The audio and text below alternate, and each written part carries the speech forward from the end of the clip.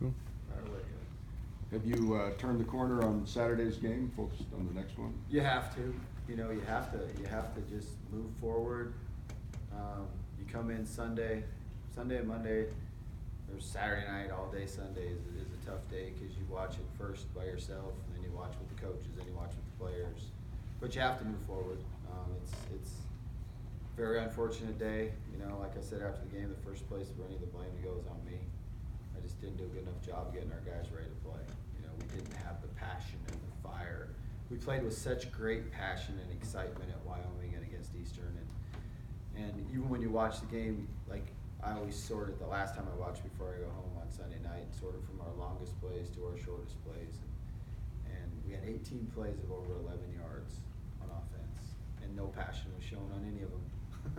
You know, and that's not how you play. You know, you gotta play with passion and fire and excitement. That's all starts with me. That's my fault. So I got to do a way better job of making sure we have that this week. Was there anything UNC did to kind of, you know, maybe an aspect of their team that kind of surprised you, like, oh, they're a little bit better in this regard than we? Up front, you know, we had to change up what we were doing running the ball wise. There are two inside guys up front. We really couldn't knock them off the ball. You know, we had to change up what we were doing. And I thought we did a good job of making adjustments. Our assistant coaches did a really good job of making adjustments, and we came up with different ways to run the ball. And we still ran the ball for 270 yards, but we didn't run it the way we ran it the first couple games, you know, the last two games, that we had to come up with different schemes. There are two inside guys, defensive tackles, we really couldn't knock off the ball. Part of that might have been missing two starters in the O-line, but part of it is those two just did a good job. They played well.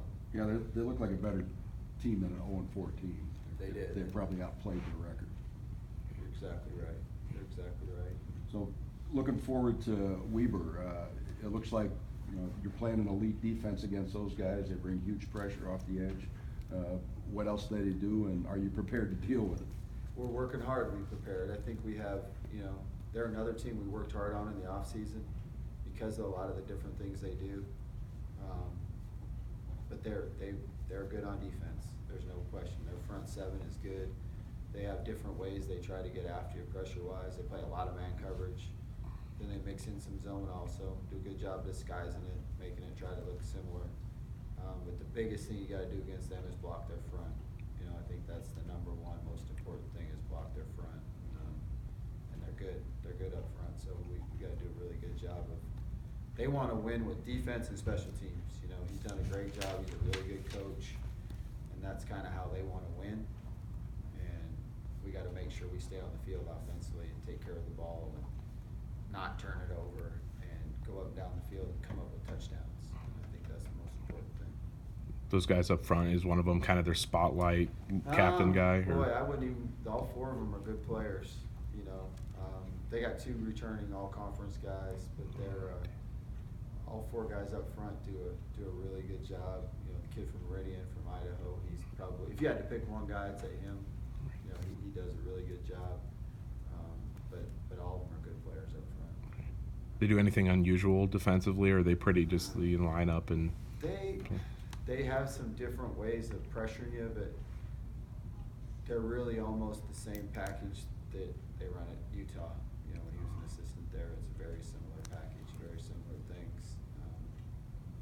They just do it well. They're well coached. They understand what they're doing, and they do it well.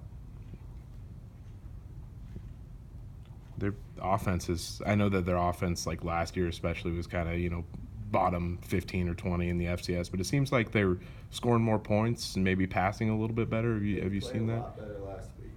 They sure did. You know, and which quarterback's going to play, you're not sure.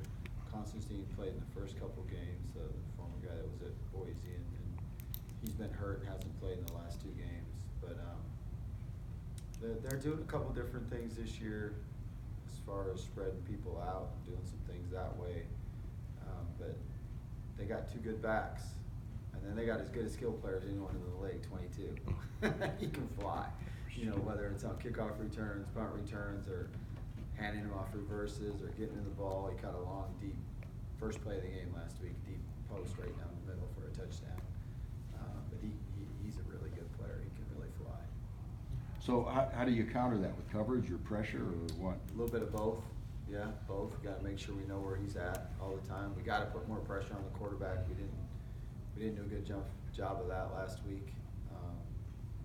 And we just gotta come out and play better defense, to be honest with you. We only made those guys punt twice all last week, so we gotta play a lot better defense. Are you happy right now with how the secondary's come along, or is there something you're kind of pinpointing and what they? You know, a few too many PIs last week. You know, whether that's not my call, whether they are or not. But so that's hard. You know, they're playing hard. I thought they were right there in position to make the play. A couple of them are huge third down stops or not stops, and so that's tough. But I think they're growing and getting better. I think Lloyd's playing good, and I think the rest of them are getting better each game with the more and more experience they get. How did you come out of that game health-wise? I think we came out all right. Hopefully we'll get some of the guys back that we haven't had.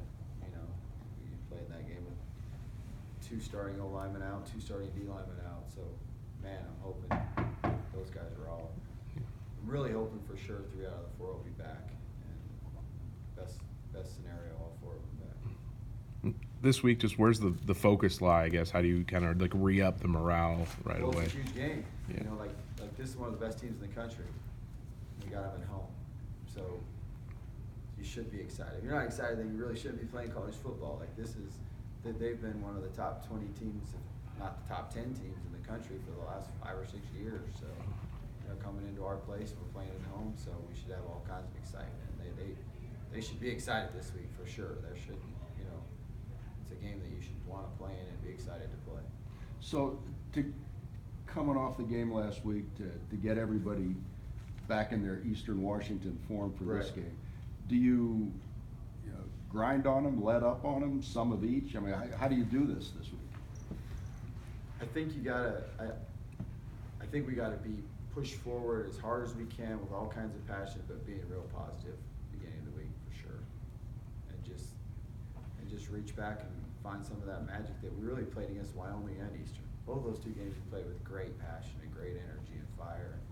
I don't know if we just didn't do it for 3 weeks in a row. So they took their week off. Now it's time to have it back. Better have it back this week. Romano, though, kind of a breakout for him. You know, there was times offensively we went up and down the field. You know, we had basically 500 yards. And Nick did a really good job. And he's been playing like that all along. You know, sometimes like with freshmen, you see it every day in practice, and then it's just when is it going to spark and happen in the game? And so it was great to see it happen in the game because he does work so hard, and he's played really well in practice the whole time. So he's just going to get better and better as he goes on too. Is there somebody kind of like him, how he sort of had his breakout, maybe gaining confidence? Is there someone like him that you're maybe like right on the verge and you're looking for that spark? Hopefully there's a couple, you know, Keon was the one early on, and then he's kind of had that ankle, so you haven't really seen that. Hayden is a guy that each week in practice I feel like I'm just putting more and more in, and then it just as the game goes on, so I could see him. I could see him being that guy. That'd be great. Anything else for Coach, guys? All right. Thank you, Paul.